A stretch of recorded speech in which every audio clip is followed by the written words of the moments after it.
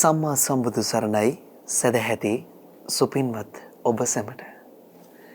සදැහැතුනේ නිර්මල වූ ශ්‍රී සද්ධර්මයෙන් ඔබේ හදවතට ඔබේ ජීවිතයට අවබෝධයක් ලබා දෙන රිසීන් ජයමග රූපවාහිනී නාලිකාව මේ විවේකී සෙනසුරාදා සූදානම ඔබ වෙනුවෙන් ගෙනෙන අපේ ජයමග වැඩසටහනේ සදහම් කතිකාව මෙලෙසින් ආරම්භ කරන්නට.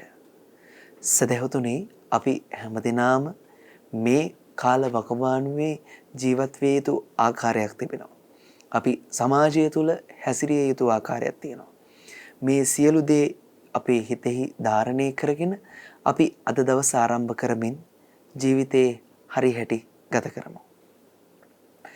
අද දවසේත් අපේ ජයමග වැඩසටහනේ සදහම් කතිකාවත වෙනුවෙන් අප සිදු කළ ආරාධනෙන් මැදිරි පරිශ්‍රයට වැඩම කරන්නට යෙදුණු කොළඹ හත ජාත්‍යන්තර විපස්සනා භාවනා මධ්‍යස්ථානය සහ වැෑඋඩ දුඩම්තලාව ධම්මගිරි අරණ්‍ය සේනාසනය යන උභය සේනාසනාධිපති කම්මට්ටානාචාර්ය විනයාචාර්ය විද්‍යාවේදී පූජනීය උඩදුම්බර කාශ්‍යප අපේ ගෞරවනීය නායක ස්වාමීන් වහන්සේ අපි নমස්කාර පූර්වකව ධම්සභා මණ්ඩපයට පිළිගනිමු. තෙරුවන් සරණයි අපේ හැමතෙම. තෙරුවන් සරණයි පින්වන්ත හැම දිනාටම.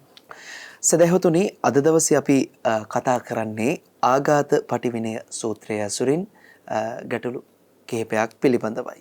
ඉතින් මේ පසුගිය සතිය පුරාවටම ගෞරවනීය ස්වාමීන් වහන්සේ සීලය පිළිබඳව කතා කළා. ඒ වගේම මෛත්‍රිය පිළිබඳව වැඩි වශයෙන් කතා කළා. අපි අද දවසේ මේ ඊටමත් වටිනා මාතෘකාවෙන් අපි ඔබට ඔබේ ජීවිතයට අවශ්‍ය වන ධර්ම කාරණා කිහිපයක් පිළිබඳව කතා කරනවා. අද මේ උතුම් වූ වැඩසටහන වෙනුවෙන් සදැහැති කල්යාණ මිත්‍ර දායකත්වයෙන් කටයුතු කරන්නේ පුලතැන්වත්ත පාර බෝම්බුවල කළුතර යන ලිපිනෙහි පදිංචි ජයන්ති කීර්තිලතා පෙරේරා මහත්මිය ප්‍රධාන ඒ සදැහැති පිනැති පිරිස. අපේ හඳුරුවනේ දැන් ඔබ වහන්සේ මේ සතිය පුරාවටම මෛත්‍රිය පිළිබඳව ජයමග වැඩසටහන තුළ ඉන්න ඇත්තටම කතා කරන්නට යෙදුණා. ප්‍රායෝගික ක්‍රියාකාරකම් වලදී අපි බොහෝ දෙනා සමග ගැටෙනවා. මෙය වළක්වා ගැනීමට සූත්‍ර පිටකයේ අංගුත්තර නිකායේ පංචක නිපාතයේ ඇති ආඝාත පටිවිණය සූත්‍රයේ උපන් ක්‍රෝධය දුරු කර ගැනීමට හැකි ඊතා ප්‍රායෝගික කරුණු 5ක් සඳහන්ව තිබෙනවා. මේ පිළිබඳව ඊතා කෙටියෙන් හඳුන්වන්නට මුලින්ම අපි සාකච්ඡාව ආරම්භ කරමින් ඔබ වහන්සේට ආරාධනා කරනවා. සම්මා සම්බුදු සරණයි පින්වන්ත හැම දිනාටම. සැබෑවටම අපි මේ සතිය ගත කරේ ජයමග රූපවාහිනිය තුලින් අපි නිබඳව මේ පින්වන්ත අය දැනුවත් කරන්නේ ලෞකික ලෝකෝත්තර දෙපැත්තම වර්ධනය කරගන්න කියලා කවුද මහත්මයා. ලෞකික දියුණුවක් නැතුව ලෝකෝත්තර දියුණුවක් ඇති කරගන්නට අපහසුයි. නමුත් මේ වෙලාවේ ලෞකිකත්වයට ලොකු අභියෝගයක් එල්ල වෙලා තියෙන වෙලාව හින්දා අපි පෙර අපේ සාකච්ඡාවේදීත් අපි පොරොන්දු වුණා සතියක්ම අපි අධ්‍යාත්මික සුවයක් අධ්‍යාත්මික වශයෙන් කොයි විදිහටද මේ කරුණු වලට අපි උදව් උපකාර කරගන්නේ මේ ලෞකිකත්වයට එල්ල වෙලා තියෙන අභියෝගයට උදව් උපකාර කරගන්නේ කොහොමද කියලා කතා කරපුවාම සීලය ගැනත් ඔබතුමා කිව්වා වගේම මෛත්‍රිය පිළිබඳවත් අපි බොහෝ වශයෙන් සාකච්ඡා කරා. නමුත් කෙටියෙන් හැබැයි මෙහිදී ඔබතුමා සඳහන් කරන සූත්‍ර ධර්මය ආඝාත පටිවිණය සූත්‍රය වගේ සූත්‍ර දෙකක් තියෙනවා. දෙකෙන් එකක් තමයි අපි සාකච්ඡා කරන්නේ. ඉතින් මේකේ දී සඳහන් කරන කාරණාව ද්විතීය සූත්‍රයේදී දෙවෙනි සූත්‍රයේදී සඳහන් කරන කාරණා අතර තියෙන්නේ හරි ඉතාම ප්‍රායෝගිකව. මම දන්නවා ඔබතුමා සඳහන් කරපු විදිහටම ප්‍රායෝගික ක්‍රියාකාරකම් වලදී මේ මෛත්‍රිය කියන එක හරිම අමාරු වැඩක්. මොකද මේ වැරදි කරන ගොඩක් කට්ටිය ඉන්නවනේ. නේද? අදටත් අපිට තේරෙනකොට යම්කිසි 100කට විතර පිරිසකට නැත්තම් 200කට 300කට නැත්තම් අද මේ යන මුළු රැල්ලම ගත්තොත් එහෙම මේ එක්කෙනෙක් දෙන්නෙක්ගේ වැරදි හින්දා. එක්කෙනෙක් දෙන්නෙක්ගේ නොසැලකිලිමත්කම හින්දා රටක්ම අමාරුවක වැටෙනවා. එතකොට කොහොමද මෛත්‍රිය කරන්න කියලා ලොකු ගැටලුවක් එනවා. නිවසේදීත් ඒ ප්‍රශ්නයම එනවා. ගමේදීත් ඒ ප්‍රශ්නයම එනවා. ප්‍රායෝගිකව කොහොමද මේක කරන්න කියලා. එතකොට මේ සූත්‍රයේ අපූර්වට පැහැදිලි කරනවා බලන්න මම කලින් මෙහෙම කතාවක් කියලා ඉන්නම්. මෛත්‍රිය වැඩි යුත්තේ අන් අයගේ යහපතට වැඩිය තමන්ගේ යහපත සඳහා. මෛත්‍රිය අපිට තියෙන්නේ තරහ නැති කරන්නනේ. තරහ ගිහලා සතුටින් ඉඳලා තියනවද? තරහ ගිහලා සතුටින් ඉඳලා තියනවද? නැහැ. එහෙනම් තමන් දුකට පත් වෙනවා කිසිම වැරැද්දක් නොකර. සමහරට කිසිම වැරැද්දක් නොකරන මනුස්සයට තරහා ගියාම එයා දුකට පත් වෙලා. එහෙනම් වැරදි නොකරපු මිනිස්සු විඳවනවා. සමහරට වැරදි කරපු මිනිස්සු පැත්තට නිකන් ඉන්නවා. වැරදි නොකරපු සංවේදී මිනිස්සු හරියට විඳවනවා. තනියම විඳවනවා. ඒ මොකද අන් අයගේ වැරදි හැමුවේ එයාලා විඳිනවා. ඉතින් ඒක හරි අසාධාරණයක් එකතකින්. මේකට වැරද්ද අන් අයගේ වැරදි නෙවෙයි කවුරුත් මහත්මයා. මං විඳවන කෙනෙක් නම් මං කියයි අනිත් අයගේ වැරදි හින්දා මම විඳවනවා කියලා. පැහැදිලිවම ඒක අන් අයගේ වැරද්ද නෙවෙයි. කාගේ වැරද්දද? තමන්ගේ වැරද්ද. මොකක්ද වැරද්ද? විඳවන්නේ නැති වෙන්න බුදු කෙනෙක් ලෝකෙට පහළ වෙලා තිබිලා නොයෙකුත් උපක්‍රම දේශනා කරලා තියෙද්දී විඳවන්න නැති වෙන්න තමන්ගේ හිත හදාගත්තේ නැති එකේ වැරද්ද. හරි මම ඔකට කියන්නේ මම හිතන්නේ මීට කලින් අපි මේ උදාහරණයක් කතා කරා නමුත් මේ වෙලාවෙත් කියන්න ඕන. අලි එනවනේ. දැන් ඔබතුමත් අනුරාධපුර ප්‍රදේශයේ බොහොම අලංකාර ගම්මානයක ඉපදිච්ච කෙනෙක්නේ. එහෙමයි. එතකොට අලි එනවනේ වල් අලි එනවා. තැනිතලා බිමක වල් අලි එනවා නම් අපි හිතමුකෝ වෙලක කියලා. වෙලේ තියෙනවා ගස් දෙක තුනක්. වල් අලියෙක් එනවා කියලා දැන්නොත් අලි රංචුවක් එනවා කියලා දැනුනොත් මොකද කරන්නේ? ගහට නැග ගන්නවා. බේරෙන්න පුළුවන්. ගහට නගින්න පුරුදු වෙලා නැත්තම්. ගස් නගින්න බැරි මිනිස්සෙකුට අලි 10ක් පන්නගෙන එනවා නම් මාරාන්තික බයක් ආවත් ගහට නගින්න පුළුවන්ද? බෑ. ඇයි? පුරුදු වෙලා නැහැ. එහෙනම් අන් අයගේ අකටයුතුකම් හමුවේ අපි පුරුදු පුහුණු කරලා තිබෙන්නේ නැත්නම් අපේ හිත වේදනාවටපත් වෙන්නේ දුකටපත් වෙන්නේ නැති වෙන්න ජීවත් වෙන්න චින්තනයක් පුරුදු නොකරලා තිබුණොත් අපි දුක් විඳිනවා හැමදාම. එතකොට අර මනුස්සයාට ගහට නැග ගන්න බැරි වුණේ අලින්ගේ වැරද්දද? පුරුදු වෙච්ච නැති කියලා. එහෙනම් කාගේද වැරද්ද? තමන්ගේ වැරද්ද. නේද? ඒ වගේ අපි මානසිකව දුක් විඳිනවා නම් යම් හේයකින් දුක් විඳින්න එකේ වැරද්ද කාටවත් දාන්න එපා. අනුන්ගේ වැරදි හින්දා නැත්නම් අනුන්ගේ ක්‍රියාවන් හින්දා අනුන්ගේ වචන හින්දා තමයි මම මේ දුක් විඳින්න වෙලා තියෙන්නේ. සමහර කෙනා මගේ ස්වාමියා හින්දා මම පුදුම දුකක් විඳිනවා මානසිකව. සමහර කෙනා මගේ භාර්යාව හින්දා, සමහර කෙනා මගේ දෙමාපියෝ හින්දා, සමහර කෙනා මගේ දරුවෝ හින්දා. මේ විදිහට අනිත් අයට වැරද්ද පටවමින් තමන්ගේ දුක තවත් වැඩි කරගන්නවා. බුදු කෙනෙක් මේ ලෝකේ පහළ වෙලා තියෙන කාලේ කියලා මම ආයෙසරයක් කියනවා. ඒ කාලේ ක්‍රමවේද තියෙනවා. ඒ ක්‍රමවේද පාවිච්චි කරලා තමන්ගේ අතුලාන්තයේ දුක් උපදින්නේ නැති විදිහට හිත සකස් කර ගන්න තුරු සත්‍යය දුක් විඳිනවා. අපිට දුක් විඳින්න වෙනවා. ඒක තමයි ලෞකිකත්වය තුළ තියෙන සාර්ථකත්වය මේ ධර්මයේ. අපේ මිනිස්සු මේක ග්‍රහණය කරගන්න හදන්නේ අවුරුදු කීයක් ගිහිලාද? 65ක් 70ක් ගියාට පස්සේ. එතකොට විඳින්න ඕන දුක් ටික විඳලා ඉවරයි. පැහැදිලිවම මේක තරුණ කාලේදී අවශ්‍ය වෙන්නේ. හරිද? ඉතින් එහෙනම් දැන් අපි බලමු මේකේ තියෙන කාරණා මෙන්න මෙහෙමයි.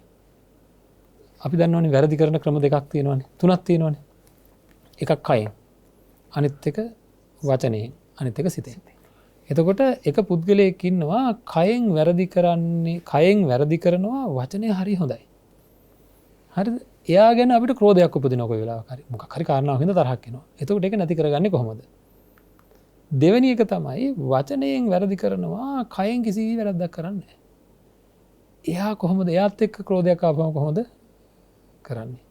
තුන්වෙනි එක තමයි කයනුත් වැරදි කරනවා වචනෙත් වැරදි කරනවා. දැන් කොහොමද? දැන් අපිට එයා ගැන ක්‍රෝධයක් ආවම ඒක අපි නැති කරගන්නේ කොහොමද කියලා. හතරවෙනි එක තමයි අපිට කිසිම සිතුවිලි මාත්‍රයක්වත් අපිට එයා ගැන ප්‍රසාදයකුත් නැහැ. වචනත් වැරදි කයනුත් කරන්නේ වැරදි. වැරදිම. ඒ කියන්නේ ඉතින් වැරදි කියන එකේ ප්‍රතිමූර්තිය.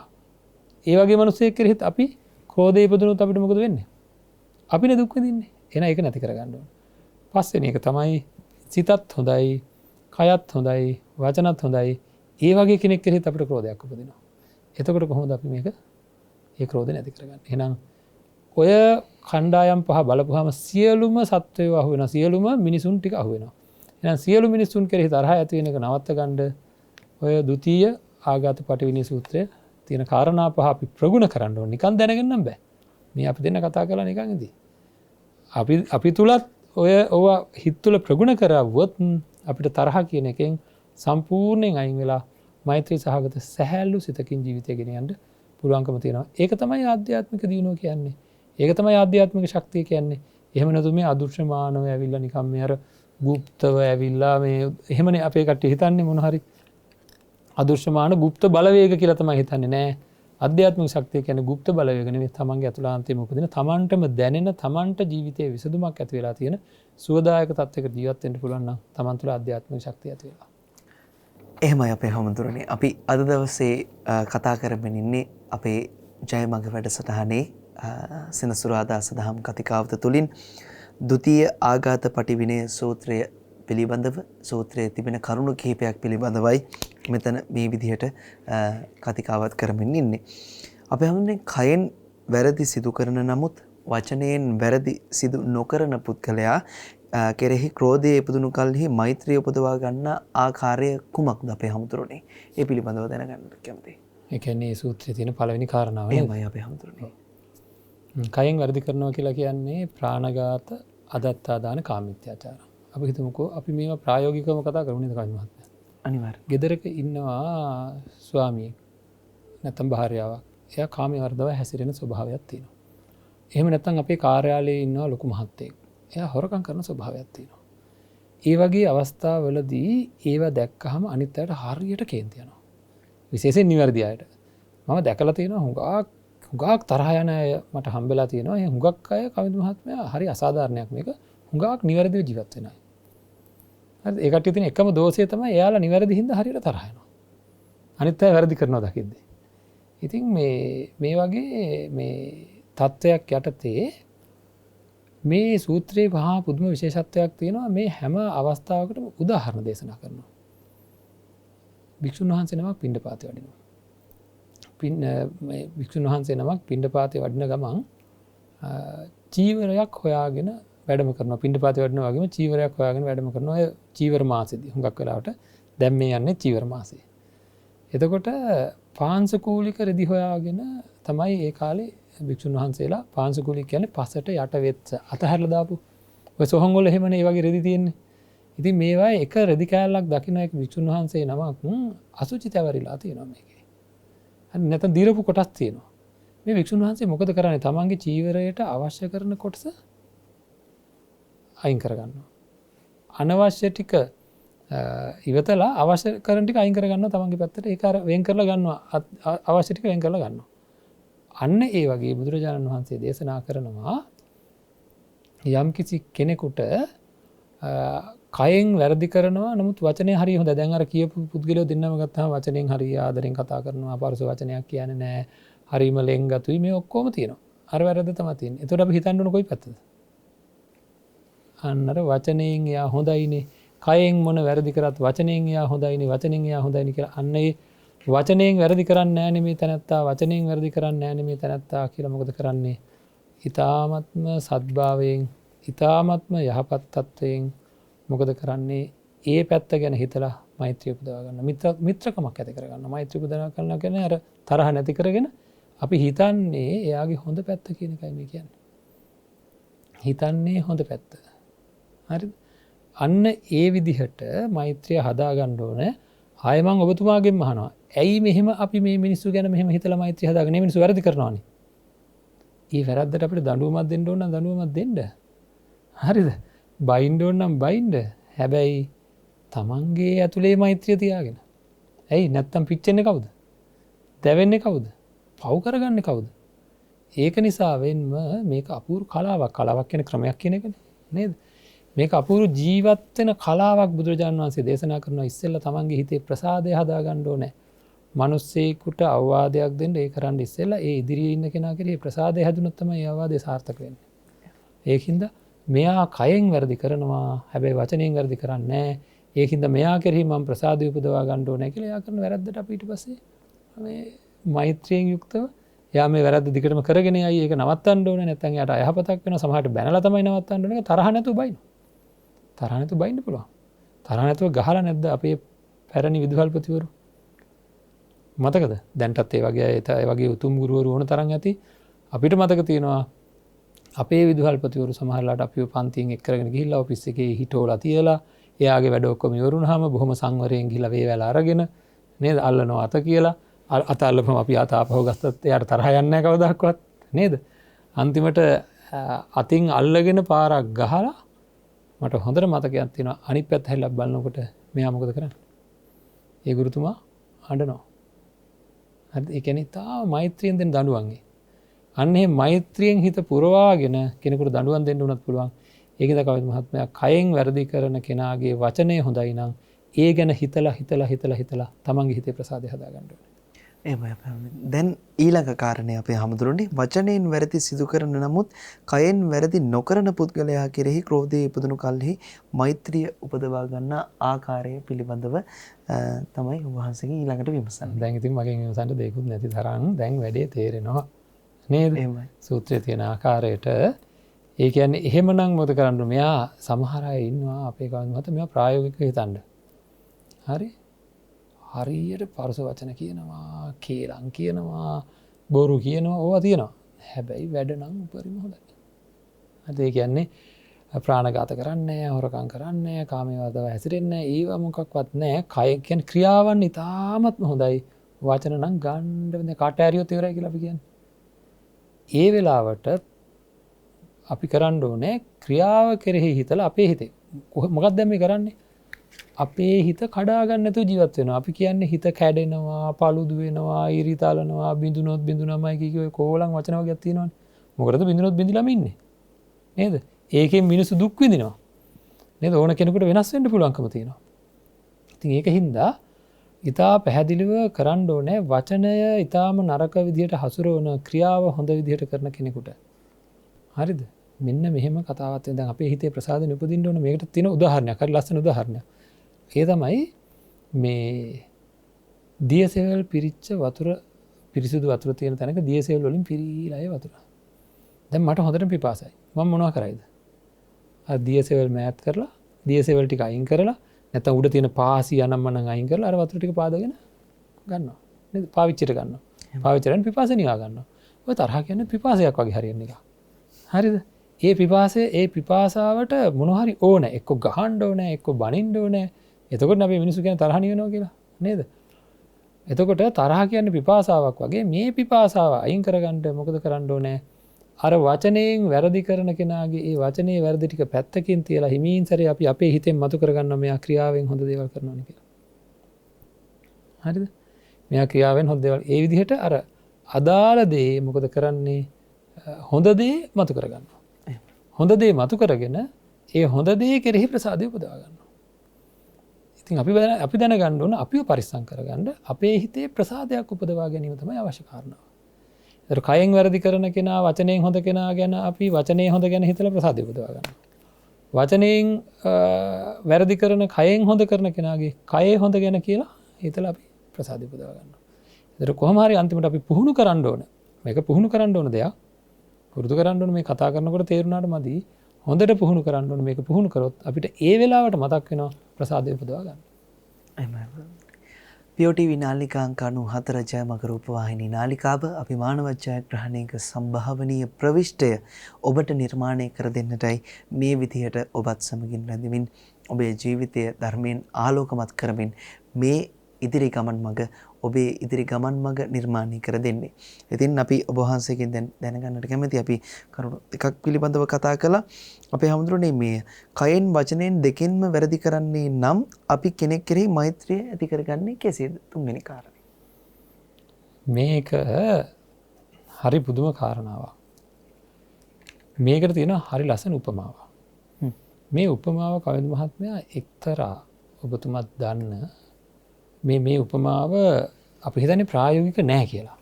හරිද? නමුත් ඔබතුමත් දන්න ඉතාමත්ම දන්න එක්තරා හමුදා නිලධාරියෙක් මට පැවසුවා මේ උදාහරණයට අනුවම එයාලා එක්තරා ක්‍රියාකාරකමක් කරා කියලා. හරිද? ඒකින්ද මේ උදාහරණය මම කියලා ඉන්නවා. අධික පිපාසාවක් ඇති වෙලා තියෙන වෙලාවක. අධික පිපාසාවක් ඇති වෙලා තියෙන වෙලාවක වතුර මාත්‍රයක්වත් නැතුව තියෙද්දි. හරිද? හරකෙක්ගේ කුරයක්. හරිද? හරකෙක්ගේ කුරයක් ඒ කියන්නේ හරකෙක් ඇවිදගෙන ගිය තැන කුරේට මේ වගේ පොඩි හිලක් මතුවෙනවා. මෙන්න මේ හිලට වතුර එකතු වෙලා තිබුණොත් පිරිසිදුවට මේ වතුර ටික තියෙනවා දැක්කොත් මොකද කරන්නේ? ඒ පුද්ගලයා කරන්නේ දැන් වතුර පිපාසාවනේ තියෙන්නේ. දන ගහගෙන වැලමිට බිම තියලා ඔළුව මෙහෙම යටට කරලා අර තිරිසන් සතෙක් වතුර ටික බොනවා වගේ ඒ වතුර ටික විතරක් බොනවා. හරිද? ඉතිං මේක කෙනෙක් හිතයි ප්‍රායෝගික නෑ කියලා. ඒකයි මං කිව්වේ මම දන්න කෙනෙක් මට කිව්වා අපි මේකම කරා කියලා. එහෙමයි. හරිද? ඉතින් මේ අන්න ඒ බලන්ඩේ උපමාව කොච්චරනම් අපිට මේක තේරුම් ගන්න පහසුද කියලා කවින් මහත්මයා මම දන්න කෙනෙක් ඉන්නවා මට එයා ගැන පොඩි ප්‍රසාදයක් හිතේ ඇති වෙනවා සැරෙන් සැරේ. මගේ හිතේ පුංචි දැන් අපිට ඕන ප්‍රසාදය ඇති කරගන්න. එහෙමයි. තියෙන්නේ චූටි ප්‍රසාදයක් සැරෙන් සැරේ එක්ක එයාගේ මොනවා හරි දෙයක් හින්දා අතීතයේ හරි දෙයක් හින්දා මට පොඩි ප්‍රසාදයක් සැරෙන් සැරේ ඇති වෙනවා. හැබැයි එයා කයනුත් කරන්නේ වැරදි වචනෙනුත් කරන්නේ වැරදි. ගණ්ඩම දෙයක් නැහැ කියලා අපි කියන්නේ. හරිද? අන්නේ ගණ්ඩම දෙයක් නැති කෙනා කෙරෙහි එක්ක ඔයාගේ පෙනුම හින්දා හරි මොකක් හරින්ද මට චූටි ප්‍රසාදයක් සැරෙන් සැරේ උපදිනවා. මම මොකද කරන්න ඕන? අර වැරදි ගැන හිතන්න ගියොත් වෙන්නේ මාව දූෂණය වෙන එක. මේකෙදි හරිය පැහැදිලිව මතක තියාගන්න තමන්ව දූෂණය වෙන්නේ නැති වෙන්න තමන්ගේ හිත දූෂණය කරගන්න නැතුව ලෝභ දේශ මොහ වලින් වාසය කිරීම පුහුණු කරන්න ඕනේ. ඒක කාලාන්තරයක් පුහුණු කරන්න ඕනේ. එතකොට කයනුත් වැරදි කරමින් වචනයනුත් වැරදි කරමින් කටයුතු කරන කෙනෙකුට කෙනෙක් කෙරෙහි මට චූටි ප්‍රසාදයක් තියෙනවා නම් අන්න අර කුරේ තියෙන වතුර ටික අර මම හරි පරිස්සමෙන් මඩ වෙන්න දෙන්නේ නැතුව ගත්තා වගේ නේද? අරක පොල් කට්ටකින් ගන්න ගියා නම් ගන්න බෑ. වෙන ක්‍රමයකින් ගන්න ගියා නම් ගන්න. අතින් ගන්න ගියා නම් ඒ ගන්නත් බෑ. කරේ මොකද? දන ගහගෙන හරි අමාරුවෙන් අර වතුර ටික උරා ගත්තා. ඒ වගේ අර ප්‍රසාදයට විතරක් හිත යොමු කරලා ඒ ප්‍රසාද ජනක දේ ගැන මෙනෙහි කර තමන්ගේ ප්‍රසාදය හදාගන්න කියලා ඒක තමයි ඒක සඳහා තියෙන උදාහරණය. උදාහරණයත් එක්කම මම මේ කිව්වේ ඒක තමයි ඒක සඳහා තියෙන උදාහරණය. එතකොට ඒ උදාහරණත් එක්කම මේ කාරණාව මතක් කරේ මෙන්න මේ විදිහටයි එතන ප්‍රසාදය ඇති කරගන්නේ. ක්‍රෝධයට වෛරයට ඉඩ දෙන්නේ නැතුව තමන්ගේ සිත පිරිසුදු තබා ගන්නටයි මේ උපක්‍රම සම්මා සම්බුදුරජාණන් වහන්සේ දේශනා කරලා තියෙන්නේ. සදහතුනේ අපි හැමදෙනාම කැමති සිතින් කයින් වචනයෙන් කියන මේ තුතරින් සංවර වෙලා ජීවත් වෙන්න. ඔබත් මමත් අපි හැමදෙනාම කැමති. අපි සියලු දෙනාම අපේක්ෂා කරන්නේ එවැනි ජීවිතයක්. එවැනි ජීවිතයක් ඔබට නිර්මාණය කර දෙන්නටයි අපි අද දවසේත් මේ සදහම් කතිකාවත මෙලෙසින් ဒုတိ ය ආඝාත පටිවිණය සූත්‍රය ඇසුරින් මේ විදිහට අපි අද වෙනදාට වඩා වෙනස් අයුරකින් ඔබ වෙනුවෙන් ගෙනෙන්නේ. අපි ගෞරවනීය ස්වාමීන් වහන්සේ සමග කතා කරලා මේ ගැටලු බොහෝ දෙනෙක්ට ඇති ගැටලු කියලා හිතලා තමයි අපි මේ පිළිබඳව අපි හඳුනේ කතා කරලා අද දවසේ ඔබ වහන්සේගෙන් විමසන්නේ. විශේෂයෙන් මේ ආධ්‍යාත්මික දියුණුව ඇති කර ගැනීමට උත්සාහ කරන වෙලාවේ Tamanට බාධා වෙන කරුණු නැති කර ගැනීම සඳහා තමයි අපි මේ ආකාරයට මේ කාරණාවන් සාකච්ඡා කරන්න බලාපොරොත්තු වෙන්නේ නේද? එහෙමයි අපේ හඳුරන්නේ. දැන් අපේ හඳුරන්නේ ඊළඟ ප්‍රශ්නය කයින් වචනයෙන් වැරදි සිදු කරන නමුත් සියුම් හෝ චිත්ත ප්‍රසාදයක්වත් නැති පුද්ගලයෙකු කෙරෙහි මෛත්‍රී ඇති කරගත ගැනීම සඳහා ප්‍රායෝගික ක්‍රමවේදයක් මෙම සූත්‍රයේ තිබෙනවද අපේ හඳුරන්නේ? ඒ කියන්නේ දැන් කයනුත් එයා වැරදි කරන්නේ වචනේනුත් එයා වැරදි කරන්නේ ඊළඟට මේ එයා ගැන මට කිසිම චිත්ත ප්‍රසාදයක් උපදින්නෙත් නැහැ. දැන් කොහොමද හදාගන්නේ කියලා. දැන් කොයි විදිහටද මේක අපි සකස් කරගන්නේ කියලා නේද? එතකොට ඉතින් ඒක ලොකු ගැටලුවක් මම හිතන්නේ. ඇත්තටම කවිද මහත්මයා මොකද හිතෙන්නේ? මේ කරන්න බෑම කියලා හිතෙන්නේ. අපි ඇත්තම කතා කරමු. මොකද අපි ඔබතුමා ඉතින් මහා මේ ධර්මය ගැන ගොඩාක් හදාරන කෙනෙක්. ඔබතුමා සාමාන්‍ය පුද්ගලයෙක්. ඊටාම නිවැරදිව ජීවත් වෙන්න උපරිම කොට උත්සාහ ගන්න පුද්ගලයෙක් කියන්නේ අපි පෞද්ගලිකව දන්නවා. ඒතර මොකද හිතෙන්නේ? ඇත්තටම මම සාමාන්‍ය පුද්ගලයෙකුට දැනෙන ආකාරය පිළිබඳව අහලා ඉන්න එක මට හරි හොඳයි කියලා හිතෙනවා. මොකද අපේ බොහෝ දෙනෙක් සාමාන්‍ය පුද්ගලයෝ අපිනේ මේ ධර්මය ගැන හදාරන්නේ ටිකක් වැඩිපුර. එතකොට ඇත්තටම කයෙන් කරන ඔක්කොම වැරදි කෙනෙක්. වචනයෙන් කරන දේවලුත් වැරදි. කිසිම හිතේ ප්‍රසාදයක් උපදින්නේ නැහැ. පුළුවන් වෙයිද මේ හිත සකස් කරගන්න ක්‍රමයක් හොයාගන්න පුළුවන් වෙයි කියලා හිතනවද? උත්සාහ කිරීම කොයි ආකාරයටද කියලා උත්සාහ කිරීම කියන එක හොඳ වචනයක්. ඒක කර යුතුම වෙනවා. ඇයි අපි ප්‍රසාදයක් හදාගත්තේ නැත්නම් තැවෙන්නේ, දැවෙන්නේ, පිච්චෙන්නේ අපි. අපරාධේ. ඇත්තනමත් මම අර කිව්ව කාරණාවත් ඔබතුමාගෙනුත් මට අහන්න හිතෙනවා මේ දැනිලා නැද්ද අනුන්ගේ වැරදි නිසා මං විඳවන එක අපරාධ කියලා. දෙන්නලා තියෙනවා. නේද? නමුත් මොකද කරන්නේ නේ? හිත පුහුණු කරේ නැත්නම් අපිට විඳවන්න සිද්ධ වෙනවා. වැරදි කරන්නේ කවුරුවක්වත් විඳවන්නේ කවුරුවක්වත්. අපි මේවා දැනගෙනම කතා කරන්නේ. අපි දෙන්නට පෞද්ගලිකව වෙන වෙලාවක කතා කරන්න තිබුණා. මේවා දැනගෙන මේ කතා කරන්නේ අපේ පින්වන්ත අයගේ යහපත සඳහා මේ පින්වන්ත අයටත් තියෙන්නේ ඒ ප්‍රශ්නෙම කියලා දන්න හින්දා. එහෙමයි අපේ. හොඳයි. මේකෙදී සිද්ධ කරන්න ඕන කාරණාව තමයි මේක උදාහරණයත් එක්කමයි මේකත් කතා කරන්න වෙන්නේ නැත්තම් පැහැදිලි කරන්න අමාරුයි. එහෙමයි. මුළු ශාසනයේ අපිට හම්බෙන සියලු උදාහරණ එහෙමයි කවිද මහත්මයා හිතේ ඇති වෙන හැඟීම ඇඳලා පෙන්වන්න බෑනේ. මෙන්න මේ වගේ හැඟීමක් ඇති කරගන්න කියලා ඇඳලා පෙන්වන්න බෑ. හරි. එතකොට අපිට සිද්ධ වෙනවා උදාහරණ මාර්ගයෙන් ඒ හැඟීම කියලා දෙන්න. එක පුද්ගලයෙක් කෙනවා ගිලන් වෙලා. ඒ කියන්නේ ගොඩාක් අසනීප තත්ත්වයක ඉන්න පුද්ගලයෙක් පාරේ යනවා. මේ පුද්ගලයාට පිහිට වෙන්න කිසිම කෙනෙක් නැහැ. හරි මං අඳුරන්නෙත් නැහැ. එයාගේ යාළුවෙක්වත් එයාට පිහිට වෙන්නේ නැහැ. කවුරුවක්වත් නැහැ. මෙයා නිකන් බඩගින්නේ පිපාසාවේ නිකන් කලන්තේ දාලා වැටෙන්න වගේ එන කෙනෙක්. හරිද? එහෙම කෙනෙක් එනවා දැක්කහම අපි ගිහිල්ලා එයාව නිකන් වැටෙන්න ඔන්න මෙන්න වගේ යනවා නම් අපි ගිහිල්ලා ඔයා කොහේ ඉඳන් දෙන්නේ? ඔයා ගුණවන්තද? ඔයා සීලවන්තද?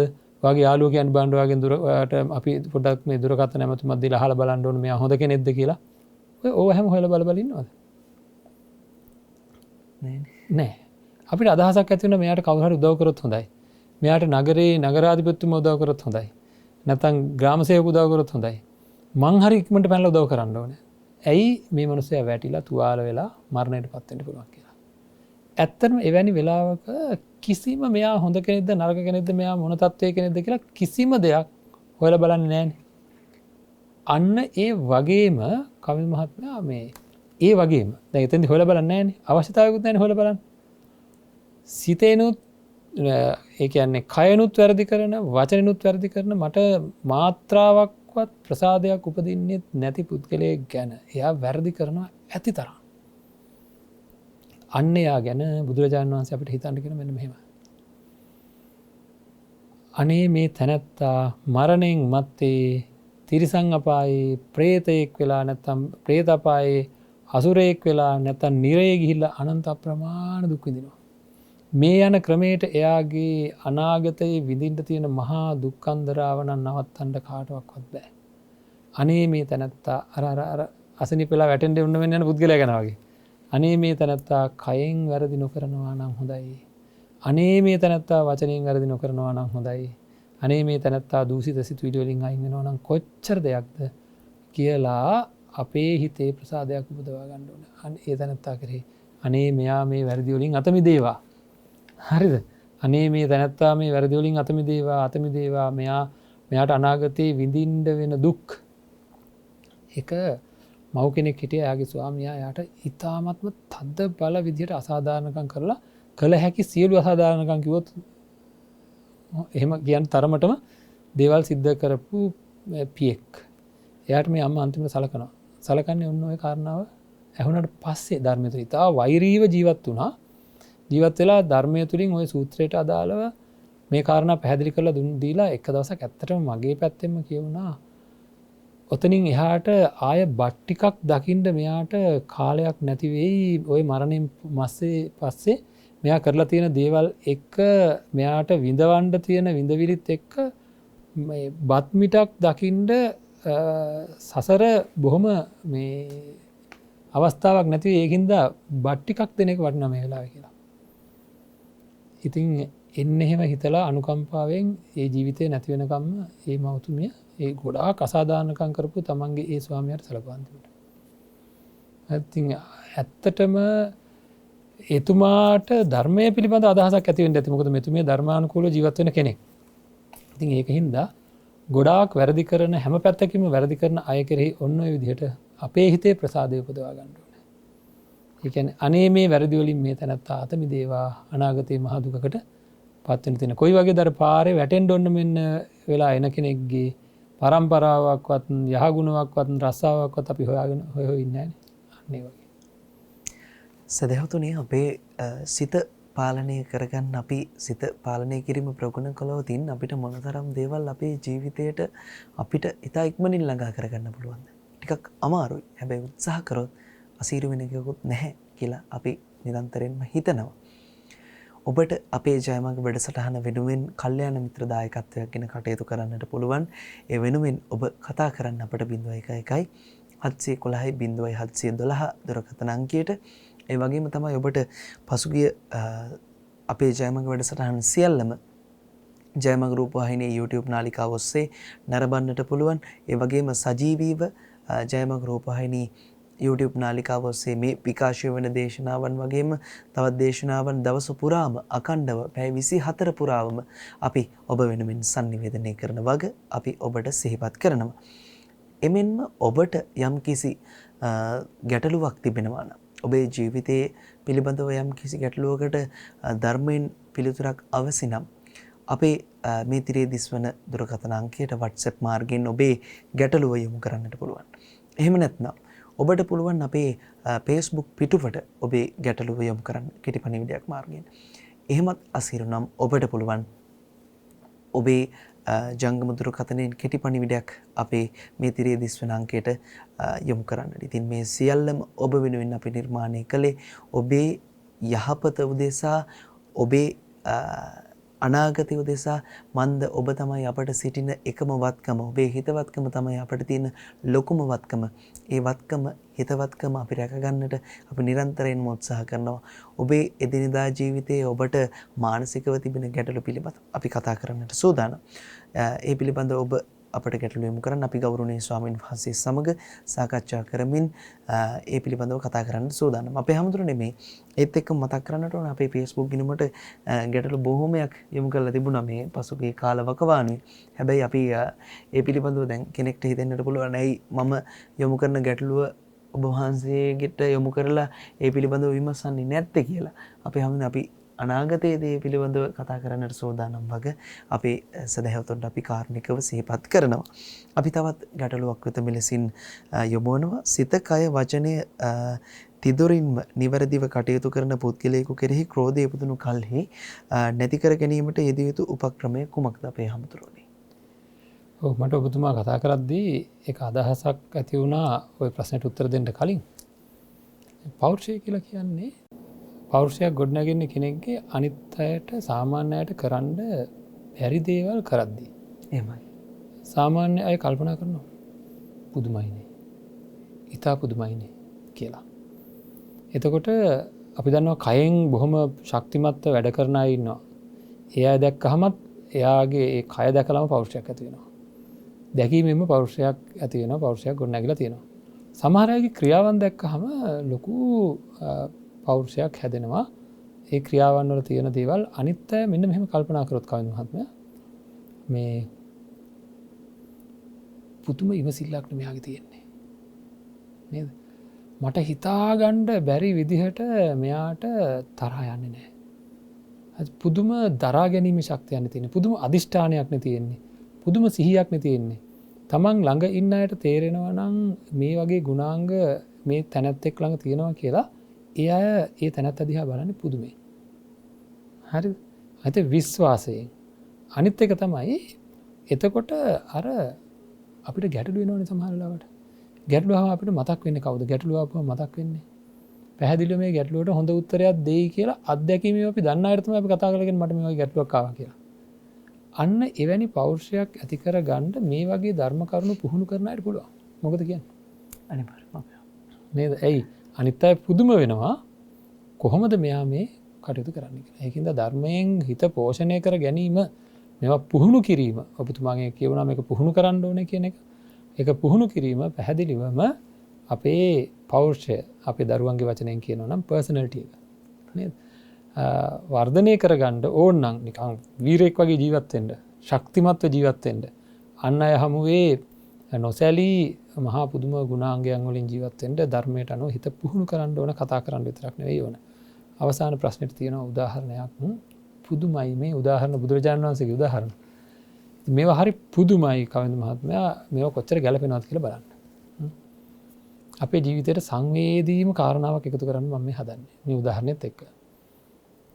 මිනිසෙක් නියගකට අහු වෙලා. වතුර බින්දුවක්වත් නැහැ බොන්න. හරිද?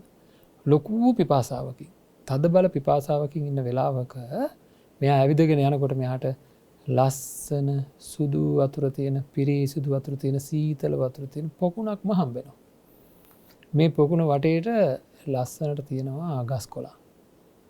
මෙයා ඉස්සෙල්ලාම පිපාසාව සම්පූර්ණයම සංසිඳනකම් වතුර බොනවා. ඊට පස්සේ මේකට බැහැලා හොඳට නාගන්නවා. නාගෙන අර ගහක් යටට වෙලා සනීපට ඉන්නවා. හිතනකොටත් අර ග්‍රීස්මට අහු වෙලා පිපාසාව හිටිය කෙන දැන් සනීපට ඉන්නවා කියලා හිතනකොටත් අපිට නිකන් ඒ දෙකේ වෙනස හොඳට තේරෙනවා. කවින් මහත්මයා මේ ලෝකේ මිනිස්සු පිපාසාවකට අහු වෙලා ඉන්නේ. මොනව නැතුවද? අපේ හිතත් පිපාසාවකට අහු වෙලා ඉන්නේ. මොනව නැතුවද? යහපත් ක්‍රියා යහපත් වචන ලැබෙන්නේ නැතුව අනිත් අයගේ.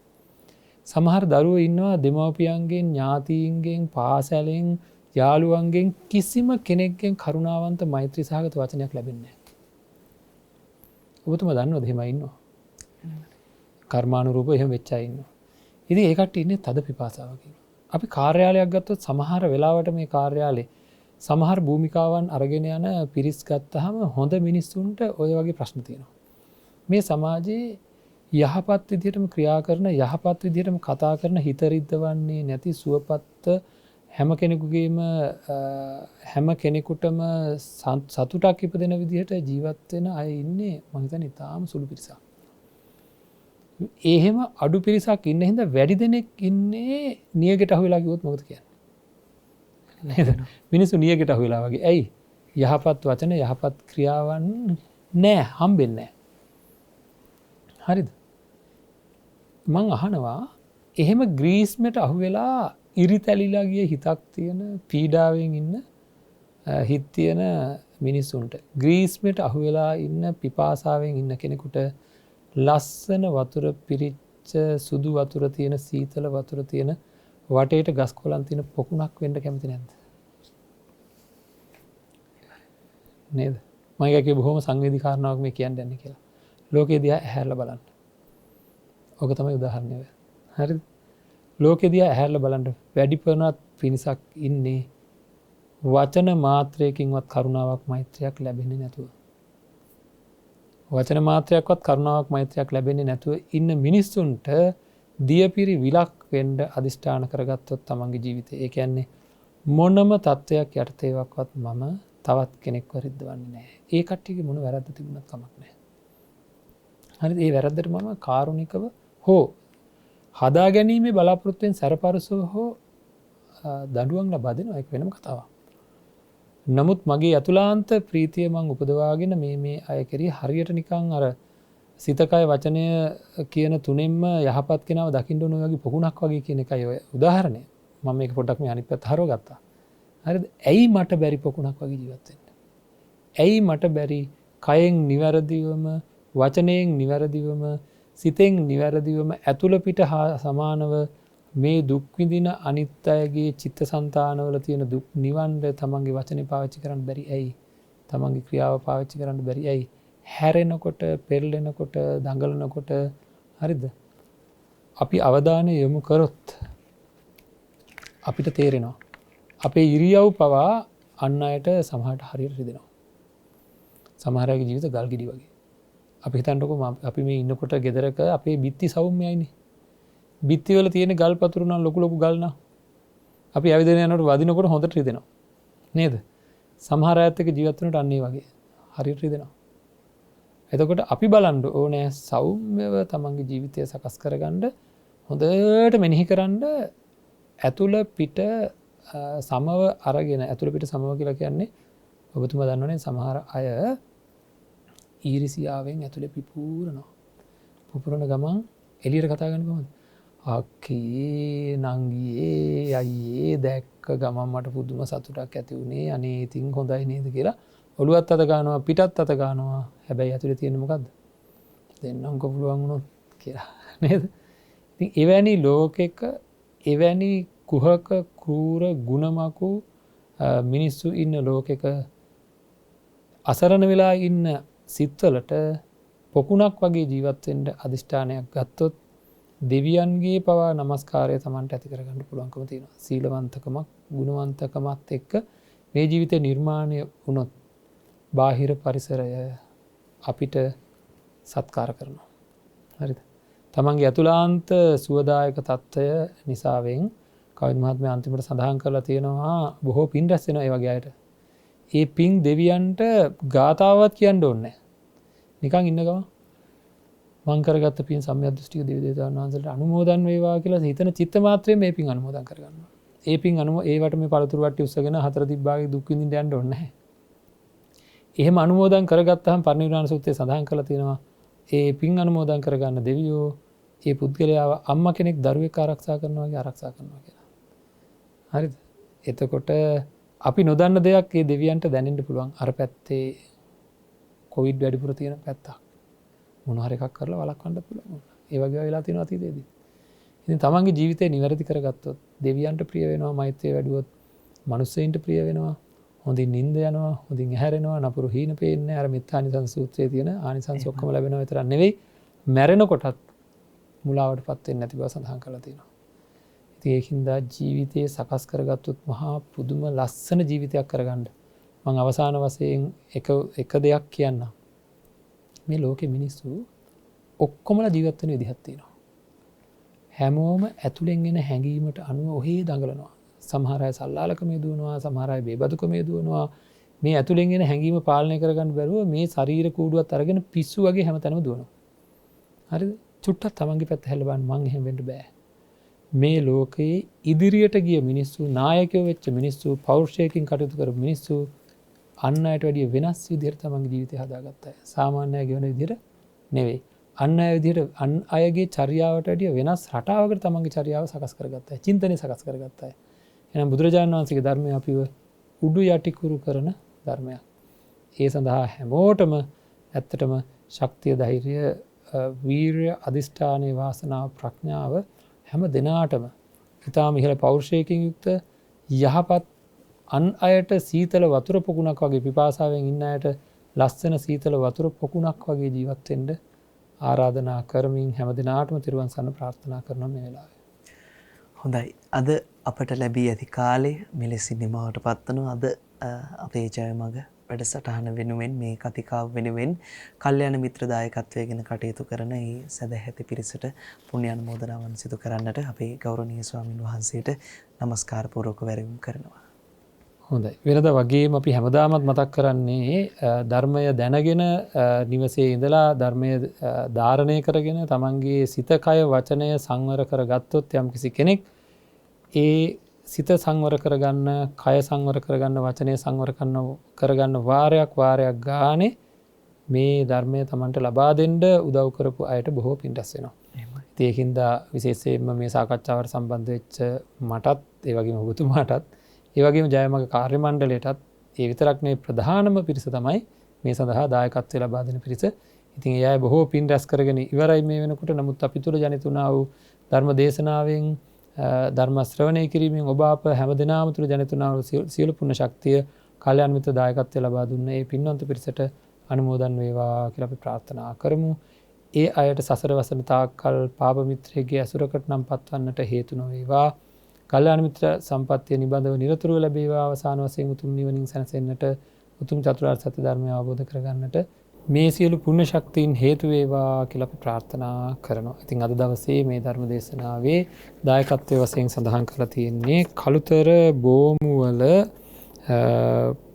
පුලතැන්වත්ත පාර අංක 57න් C ලිපිනයෙහි පදිංචි ජයන්ති කීර්තිලතා පෙරේරා ඇතුළු පිරිස කියලායි. කාරණාව පිළිබඳ කවිද මහත්මයා හරි අපූර්ව කාරණාවක් මේ සඳහන් කරන්නේ. ඒ පොදු කාරණාවක් අපව නියම බෞද්ධයන් කිරීමටත් අප සියලු දෙනාත් මෙලොව සහ පරලොව ගුණයන් වර්ධනය කරන්නට ස්වාමින්දයන් වහන්සේ ඇතුළු මහා සංඝරත්නය දරන අතිමහත් උත්සාහයට ශක්තියක් වීම පිණිසයි කියලා සඳහන් කරලා තියෙන්නේ. එපමණයි සඳහන් කරලා තියෙන්නේ. ඉතින් මම හිතන්නේ නමුත් අපිට ශක්තියක් වෙන්න කටයුතු කිරීම පිළිබඳ පුණ්‍ය අනුමෝදනා කරමින් ජයන්ති කීර්තිලතා පෙරේරා මහත්මිය ඇතුළු මේ පිරිස වෙනුවෙන් අපි ප්‍රාර්ථනා කරමු සුජීවත්ව වාසය කරන හැම දිනකටම නිදුක් නිරෝගී චිරජීවනය ලැබේවා. ඒ වගේම එයා වෙනුවෙන් මිය පරලෝකියයන්ට මේ පින් අනුමෝදන් වේවා. හැම දිනකටම උතුම් නිවනින් සැනසෙන්නට මේ පින් හේතු වේවා කියලා ප්‍රාර්ථනා කරන අතර වාරයේ අවසාන වශයෙන් මතක් කරනවා අන් අයගේ පිපාසය නිවන පොකුණක් වෙලා ජීවත් වෙන්න ශක්තිය ධෛර්යය ලැබේවා කියලා මතක් කරනවා. හොඳයි. අද අපි අපේ ජයමග වැඩසටහන සදහම් කතිකාවත මෙලෙසින් නිමවට පත් කරනවා. ඔබටත් පුළුවන් ජයමග වැඩසටහන වෙනුවෙන් ඔබේ කල්යාණ මිත්‍ර දායකත්වය ගැන කටයුතු කරන්නට.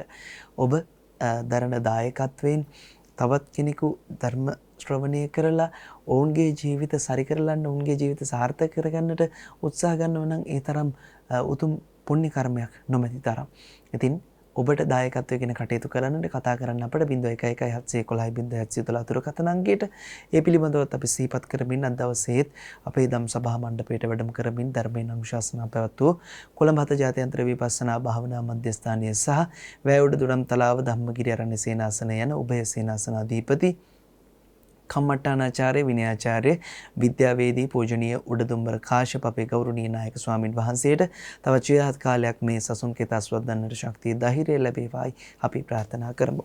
තෙරුවන් සරණයි අපේ හමුතුරුවනේ. තෙරුවන් සරණයි හැමදෙනාට. එසේනම් අපි අද දවසේ අපේ ජයමග වැඩසටහන මෙලෙසින් නිමවට පත් කරන්නේ අදත් රාත්‍රී 8ට ජයමග රූපවාහිනී නාලිකාව POTV නාලිකා අංක 94 ඔස්සේ සහ Facebook සහ YouTube ජයමග රූපවාහිනී YouTube නාලිකාව ඔස්සේ අපි අද දවසේත් මහා පරිත්‍රාණ දේශනාව ගුණානුභාව සම්පන්න වූ මේ පරිත්‍රාණ දේශනාව ඔබේ අහලින්දයට ඔබට නිවසේ සිට සජ්ජායනා කරන්නට නිවසේ සිට ශ්‍රවණය කරන්නට මේ මැදිරි පරිශ්‍රයට මහා සංඝරත්නයේ වැඩම කරලා ඒ උතුම් වූ පරිත්‍රාණ දේශනාව ගෙනෙන වග ඔබට සිහිපත් කරමින් ඔබට සුවහවත් වූ දවසක් නිර්මාණය වේවා. ඔබ කරන කියන සෑම දෙයක්ම තුනුරුවනගේ අනන්ත වූ ආශිර්වාද ගුණ බෙලින් සර්ව ප්‍රකාරයෙන් සාර්ථක වේවා යන ප්‍රාර්ථනෙන් අපි අද වැඩසටහන මෙලෙසින් නිමවට පත් කරන ඔබ සැමට සම්මා සම්බුදු සරණයි.